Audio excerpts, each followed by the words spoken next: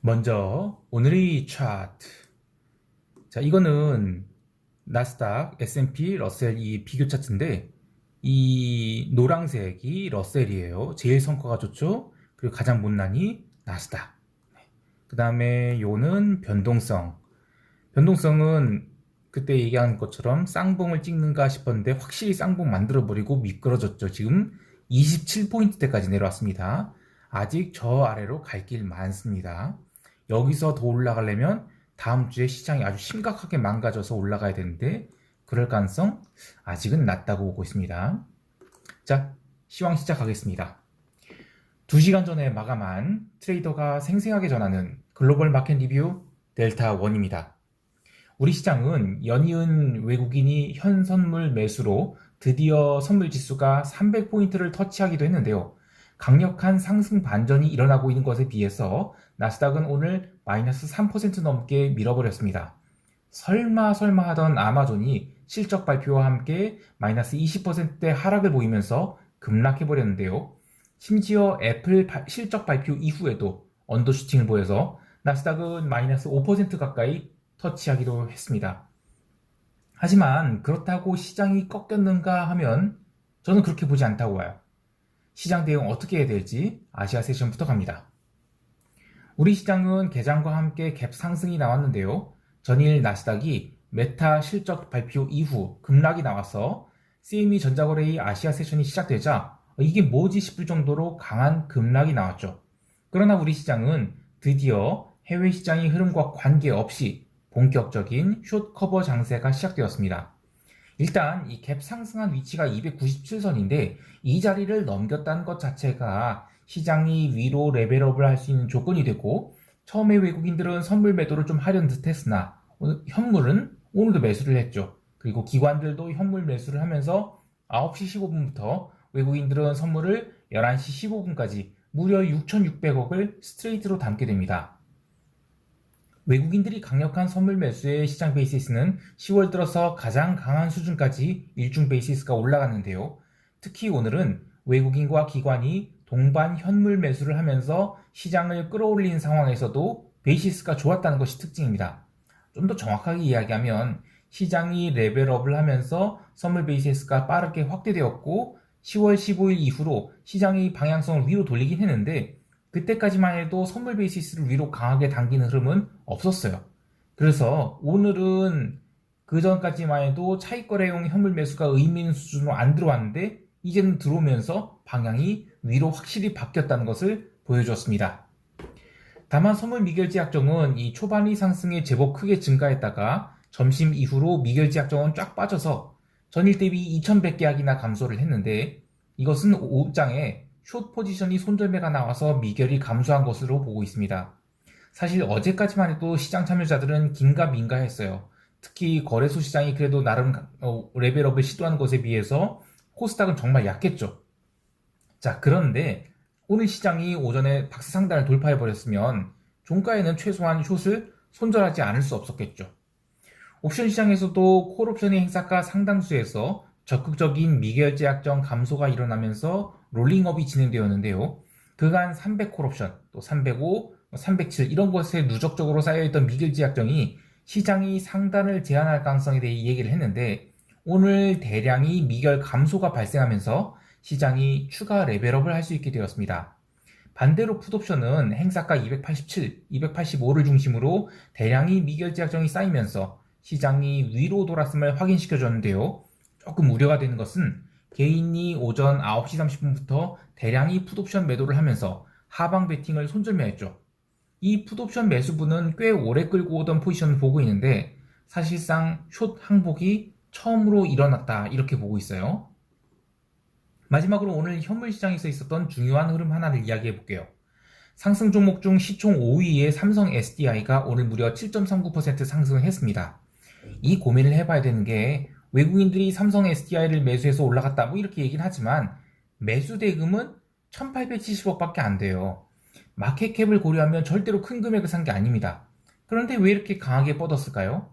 그것은 62만 8천이 징글징글한 박스 상단을 위로 뚫었기 때문에 신규 매도자들이 지금 얼마 없는 상황이에요. 그래서 숏커버가 강하게 나왔다라고 보고 있습니다.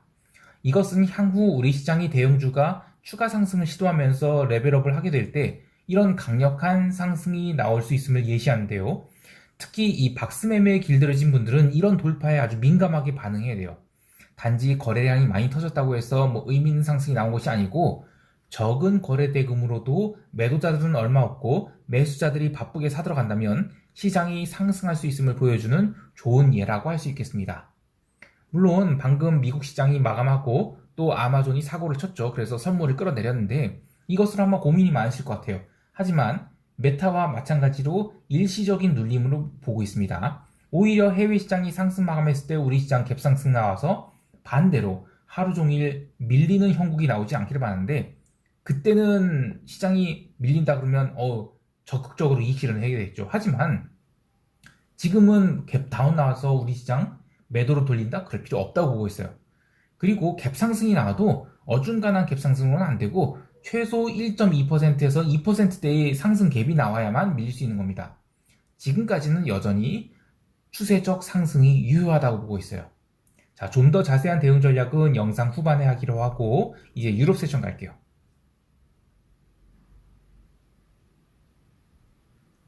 유럽은 20일을 앞두고 초반에는 눌렸으나 75bp 금리 인상을 한 것에 더해서 코멘트는 상당히 도비시하게 나오면서 증시는 장중 눌림을 모두 이겨내고 고가를 갱신해 나갔습니다.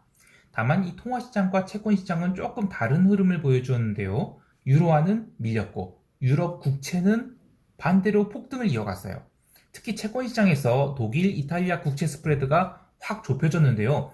조금은 자기 멋대로 해석이긴 하지만 뭐 연속으로 이젠 75bp 인상했으니까 이제는 50bp로 속도를 좀 줄이지 않겠는가 하면서 채권 시장에 쏠려있던 숏이 더욱 강하게 커버링이 나왔다라고 할 수 있겠어요. 물론 관련해서 엮여있던 독일, 이탈리아 채권 스프레드 확대 베팅도 손절매가 나왔는데요. 이번 주 들어서 유럽 채권이 초강세를 보이고 있는 것은 9월 마지막 주부터 있었던 유로존 자산 패대기 치는 것에 대한 포지션 언와인딩이 10월 말 마감을 앞두고 더욱 강하게 이루어지고 있는 것이 이유라고 보고 있습니다. 사실 문제가 해결된 것은 하나도 없어요. 그러나 모두들 지쳐있을 때 조심스럽게 리스크 온이 진행되고 있었는데요. 여전히 살벌한 인플레이션에 에너지 가격은 짱짱이 버티고 있지만 천연가스는 지금 저장할 곳이 없을 정도로 넉넉히 모았다고 해요. 또 매서운 한파를 우려했던 건 달리 지금 날이 여전히 훈훈한 수준이죠. 또 영국발 연금펀드 위기가 유로존이 연금펀드에서도 재현될 수 있다고 설레발이 나왔던 것이 지금은 쏙 들어간 상태예요. 오늘 22에서 금리 인상 75bp 했다. 그러면 주가는 한 마이너스 2% 밀려주고 유로화는 한 1% 오르고 채권은 마이너스 한 2%쯤 밀려주는 것이 한 두 달 전의 기대값이었어요. 그런데 같은 75bp 인상을 두고 주가는 이번에는 오히려 올랐죠. 유로화는 마이너스 1% 밀렸고 채권은 그냥 개폭등을 이어갔는데 자, 이렇게 그때와 지금이 반응이 다르게 나온 것은 그때는 틀리고 지금 맞는 것이냐? 그게 아니라 결국에 시장의 반응은 추세 강화냐, 추세 반전이냐에 대한 자기 확신이 있다, 자기 확신의 결과라고 할 수 있겠어요. 무슨 얘기냐면 주요 중앙은행들이 지금 호주라든지 캐나다라든지 75bp 인상을 멈추고 50bp 인상으로 전환했죠. 그러면서 이거 금리 인상이 조금 조심스럽게 피크아웃 하는 거 아니냐? 이런 이야기가 나오고 있는데 ECB도 마찬가지로 이번에는 75bp이지만 다음에는 50bp 인상으로 줄이지 않겠냐, 속도를 좀 조절하지 않겠냐, 이런 기대값을 줬다는 게 핵심이에요. 물론 이것은 다음에 이와 같이 이루어지지 않는다면 시장에 아주 충격을 주겠죠. 그리고 사람들이 피봇 그런데 피봇이라는 건 전환이죠. 급격한 전환. 그런데 마음속으로는 지금 시장은 피봇 해야 된다고 막 외치는 거예요. 하지만 피봇 아니에요. 그래도 그동안에 워낙에 투자자들이 센티먼트가 나빴기 때문에 이 정도만으로도 좋게 해석하는 거예요.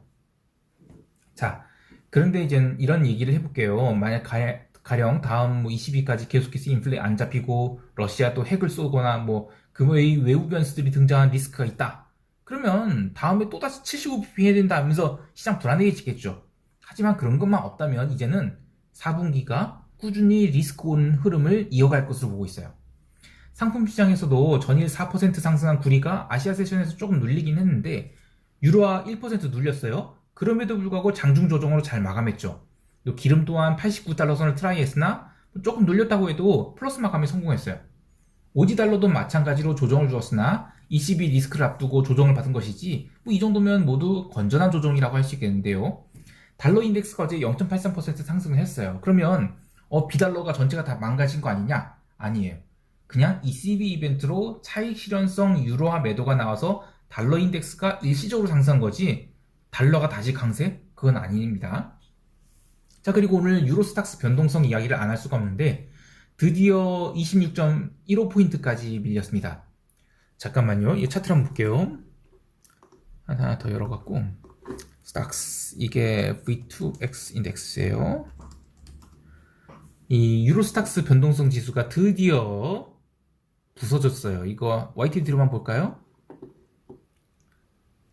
네, 이거 선물로는 26포인트지만 현물로는 25포인트대까지 내려왔습니다.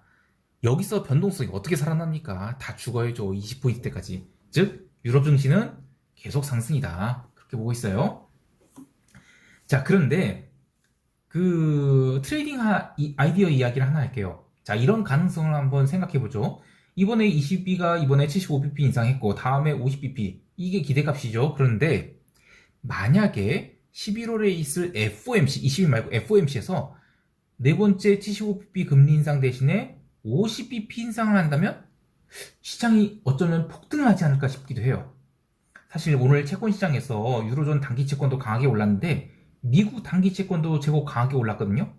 시장이 슬슬 그러한 기대값을 유로존에만 적용하는 게 아니라 미국 국채에도 조금씩 기대값이 반영되지 않을까 싶어요. 물론 지금은 채권 가격이 올라가는 게 과도한 채권 매도를 걷어내는 과정이기 때문에 올라간다고 봐요. 하지만 정말로 주택 가격도 꺾이고 에너지 가격도 꺾이고 중고차 가격도 꺾이고 그런다면 연말로 갈수록 국채가 오히려 폭등하지 않을까 이런 생각도 합니다. 자, 이제 미국 세션 넘어갈게요. 미국 증시는 오늘도 실적으로 움직이는 하루였다라고 할 수 있겠는데 개장 전에 발표한 캐터필러 굉장히 호실적이 나왔죠. 그래서 다우지수는 개장 전부터 불을 품고 있었어요. 특히 ECB 리스크가 해소된 상황에서 유럽 증시가 상승한다 해서 나스닥도 좀 오르지 않을까 싶었는데 아쉽게도 메타의 실적 발표에 실망한 투자자들이 마이너스 20%를 밑도는 그런 갭다운에도 불구하고 메타 손절매를 한 30분간 진행을 했죠. 그래서 나스닥 선물은 개장 후 30분 만에 11,263포인트까지 밀리게 됩니다. 이렇게 대형주가 실적 발표로 밀리게 되면 다음날에 그 한 30분 정도는 어쩔 수 없는 알고리즘 매도가 나오게 되는데요. 매도가 멈추자 지수는 아주 강력한 급반등을 해서 11,450선을 30분 만에 회복하게 됩니다. 이렇게 시장이 긴 아랫꼬리를 달고 올라오게 되면 일반적으로 시장은 계속해서 상승하면서 종가 고가의 숏 커버가 나오는 경향이 큽니다. 하지만 아쉽게도 오늘은 장마감 후에 아마존 그리고 애플이 실적이 예정돼 있었고 이들에 대한 우려가 없어지지 않으면서 11시 30분부터는 다시 매도가 쏟아지기 시작했어요. 자, 근데 이때의 시장의 특징은 어떤 게 있냐면 나스닥만 밀렸지 러셀이나 다우는 계속해서 저점 매수가 들어왔다는 거예요. 그렇게 알고리즘 매도가 나오면서 지수는 개장 후 기록했던 저점권에 도달했는데 새벽 2시 이후에는 나스닥은 일단 신규 매도가 멈춥니다. 그러면서 일시적으로 급반등을 하기도 했으나 그 이후에는 다른 것이 발목을 잡기 시작했어요. 자, 아까 제가 얘기한 게 11시 30분까지는 나스닥만 밀렸지 다우나 러셀은 계속 강세를 보였다라고 했는데 새벽 2시 이후에는 러셀과 다우 같은 그동안 일중으로 강세를 보였던 쪽에서 차익 실현이 나오기 시작해요. 그러면서 빠르게 러셀 나스닥 스프레드를 좁혀오기 시작했고 그렇게 투자 심리가 악화되면서 나스닥은 이거 당일은 안 살아나겠다 그런 정도로 눌리기 시작했습니다. 그리고 이제 장 마감 후에 아마존이 실적 발표 직전 하락폭은 마이너스 5%였거든요. 이것도 저는 이거 과도하게 하락을 반영한 거다라고 생각을 했는데 막상 실적 발표가 나오니까 아마존은 다이렉트로 무려 2D 거의 20 몇 퍼센트 폭락을 해버려요. 그러면서 나스닥 선물은 200포인트를 순식간에 토해내게 되는데요. 시간이 지나면서 나스닥 선물은 손절매가 이어지면서 애플 실적도 이거 기대에 못 미치면 어떠나 이런 우려가 생기게 됩니다. 자, 그런데 애플의 실적 발표에 시장은 잠깐 반등을 주는 듯 하다가 이것도 기어코 손절매가 나와요. 그래서 애플도 시간 외에서 마이너스 5% 넘게 하락을 찍어드는데요. 그러면서 나스닥 선물은 11,000포인트마저 깼죠. 그래서 1924포인트, 마이너스 4.82%를 찍고야 맙니다. 사실 1924포인트는 순간적으로 손절매 이하 내려간 가격이고 실제 하락은 그냥 1950포인트까지 그렇게 보고 있어요. 자, 그런데 트레이더들이 여기서 고민될 게 과연 아마존이 실적이 시간에서 20% 넘게 밀어버릴 정도로 나빴을까? 라고 보면 저는 그렇지 않았다고 봐요. 마찬가지로 애플도 실적은 잘 나왔다고 봐야죠. 하지만 처음 반응은 언더슈팅 나올 정도의 하락이 있었어요. 자, 그러면 왜 이렇게 부정적인 반응이 나왔을까를 고민해보고, 그 다음 두 번째는 이것으로 충격이 끝난 것일까? 이걸 고민해봐야 됩니다. 제가 개별 종목 리서치를 깊게 한 사람이 아니기 때문에 저는 깊이 있는 내용은 다룰 수는 없어요. 그런데 시장에선 그래요. 아마존이 매출 정상이 꺾인 거에 대한 우려, 그리고 4분기에 대한 실적 우려, 요게 동시에 반영됐다고 보는데, 근데 이것도 그때는 맞고 지금은 틀린 것일까요? 왜냐면 올해 내내 빅테크의 하락을 유도했던 논리 중 하나가 금리가 상승 추세이기 때문에 밸류에이션은 할인돼야 된다. 이거였어요. 자, 그런데 잘하면 금리는 이제 단기 고점을 치고 밀리려는 것 같아요. 그리고 리스크 오프에 대한 과도한 달러 강세도 이제는 좀 꺾이는 것 같은데, 자, 그러면 아마존의 실적에 대한 시장 반응은 이거 20%대 하락은 좀 오버 아닐까요? 이후 나스닥 선물이 궤적을 잘 살펴볼게요. 미국 본장 마감할 때의 나스닥 선물 가격은 11,250선이었어요. 그리고 아마존 실적 발표에 마이너스 25%를 찍었던 시점에서의 나스닥 선물이 11,000포인트였다고 하면 이후 이 자리를 크게 깨기 전에는 이벤트로 인한 추가 하락은 어렵다고 봐야겠죠. 또 애플이 실적 발표 전에 3% 넘게 밀렸는데 실적은 어쨌든 나쁘지 않게 나왔어요. 하지만 애플은 강하게 플러스로 돌고 나지 못했죠. 자, 그렇다면 여기서 애플을 또 아래로 깔 모멘텀이 있을까요? 그것도 없다고 봅니다. 즉 빅테크의 실적 우려로 인한 매도도 저는 이제는 정점에 달한 게 아닌가 싶어요. 물론 상대적으로 러셀과 다우가 그동안 강세를 보였기 때문에 이들 종목이 금요일이 됐든 다음 주가 됐든 조정을 보이게 된다면 나스닥이 다른 모멘텀이 없는 이상 함께 눌리게 되겠지만, 어제도 이야기했듯이 지난 10월 21일에 실적 발표와 함께 떡폭락한 스냅, 그걸 보면 그날이 저점이었어요. 그리고 이후로 하락폭을 거의 다 만회했죠. 뭘 더 밀릴 수 있을까 싶은데요. 리스크 관리 차원에서 11,000포인트에서 나스닥 선물 매수는 정리를 했어요. 하지만 이길 미국 세션 개장과 함께 나스닥 선물 장기 매수분은 다시 채워넣을 계획입니다. 개별 종목들 더 보면 캐터필러가 갭으로 무려 7.92% 상승했습니다. 이러니 다우지수가 상대적으로 강한 것이죠. 또 맥도날드가 강하게 상승해서 연중 신고가를 갱신했습니다. 역사적 고가예요. 아무리 테크가 얼어 죽고 한다지만 이렇게 굴뚝 종목들, 전통 주식들 이게 강세인데 시장을 나쁘게 볼 수 없죠. 자, 유럽 변동성과 마찬가지로 미국 변동성도 오늘도 하락을 해서 27포인트 초반까지 밀렸는데요. 장마감 무렵 시장을 그렇게 눌러댔는데도 변동성은 계속 눌렸어요. 이것 또한 시장의 텐트럼이 마무리되는 단계에 이렇게 볼 근거가 되겠습니다. 자, 이제 시장 총평하면서 대응 전략 이야기할게요. 우선 우리 시장은 불가피하게 갭다운이 나올 가능성이 큽니다. 근데 갭다운이 나왔다고 해서 롱을 잘라버리고 숏으로 돌려야 되냐? 전혀 그렇지 않다고 봅니다.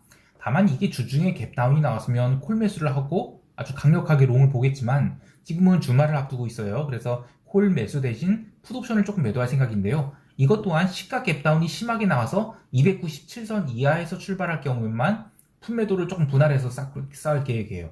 다만 오늘 시장이 꾸준히 상승해서 다시 299선 위로 올라오게 된다면 콜 매도를 좀 더 쌓을 건데요. 기본 방향성 전제는 상단은 계속 열려있지만 하단은 제한적이다, 이렇게 보이는 거예요. 해외 시장에 대해서는 조금 아쉬움이 있습니다. 이번 상승을 나스닥으로 잡는 대신 러셀이나 S&P로 잡았다면 훨씬 더 성과가 좋았겠죠. 요 비교 차트, 요거죠. 네, 요거를 보면 러셀이 훨씬 더 성과가 좋았어요. 그리고 요 며칠 동안도 러셀은 잘 버티고 있고 나스닥은 계속 밀리고 있죠. 그래서 이렇게 종목을 제가 잘못 잡은 것은 좀 아쉬워요. 하지만 그렇다고 해서 이제 와서 러셀을 다시 잡는다? 이건 좀 아니죠. 그래서 나스닥 잘린 것은 금요일 미국 본장 들어서 다시 잡을 계획이고, 그리고 유로존 국채는 전일 오버액션을 했다고 봐요. 그래서 이탈리아 국채 분할 매도 좀 다시 들어갈 건데 이벤트 해소의 차원에서 접근하는 것이라 다음 주 화요일까지는 매도를 쌓을 거예요. 근데 만약에 매도를 했는데 장중에 눌림이 크다. 그럼 저는 그냥 바로 이익 실현한 등 추세 매도로 가져가진 않을 것입니다. 나머지 오지달러 롱은 그대로 가져갈 거고요. 기름 매수분도 그대로 홀딩할 것입니다. 오늘 하루도 성공 투자하시길 바라고요. 이상 델타원이었습니다. 감사합니다.